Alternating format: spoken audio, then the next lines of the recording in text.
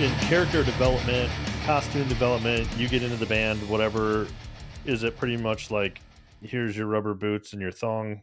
Or do you get like say so in your character, like your personality and your costume? Or At the beginning, it was kind of like I just basically went in Dave's office, and and when I say office, I'm talking about, like, there's like shit everywhere, and the tables destroyed from art and painting and oil canvases, and there's latex everywhere. I mean, it's like, so these aren't like corporate offices, but right. reeked weed in there and everything. But we would sit in there and talk shit, and he had a kind of these ideas. There was a couple different character ideas that he was coming up with, and he had sketches for them. And the other guy, Matt McGuire, also had some sketches of what they thought the character could look like. And they basically it could have gone a different ways, but they were like, well, what do you like? I kind of gravitated towards this Pustulus idea. And that's kind of the one that they all like too. And I was like, okay, great. And they were like, so we did some sketches on, well, what do you think about all this? And basically, like, it was supposed to be some kind of like a caveman aspect that's a little bit different from Flatus, which was like kind of reptilian. So they were thinking, well, let's do something that's a little bit more based around mammals, woolly mammoths and shit like that.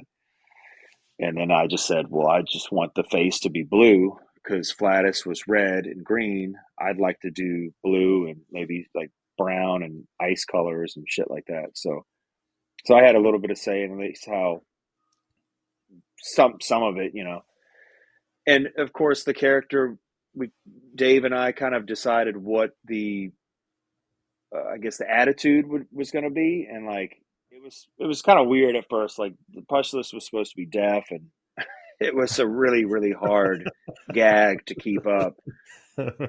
So yeah, so we just kind of I gave that up pretty quick because it was just like, I cannot keep this fucking going, and Right. yeah, and it just hamstrung the character. So you find your own voice, and I just kind of thought that Pustulus would be a good exaggeration of kind of like my inner anger and disposition, because don't have the most sunshiny outlook on life, so I just kind of would take that to the extreme, and just like, he hates everything, and not happy, and definitely like the opposite of the way that I am with a lot of stuff. Because it's like, well, why be yourself? Why does Pustulus need to be a devoted father and a loving husband? He needs to be like a piece of shit, and Right.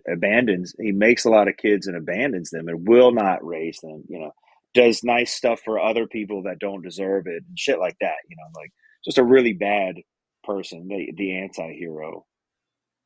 Yeah. It when the first time I met Pusty, I felt like it was it, I, th- I mean, obviously, Odorous was such a dominating character, such a Oh great yeah. personality, that I would say your character, having known you prior, was almost like the perfect cartoon version of Brent.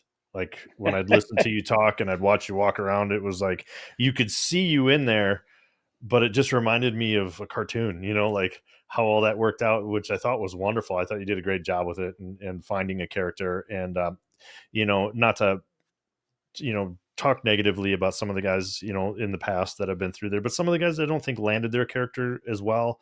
And so it was nice to see how that, kind of almost like you were born to do it, at least for Yeah, that thank time. you. Thank you. I mean, I had a lot of fun, and I felt like, no, like, comfortable doing that.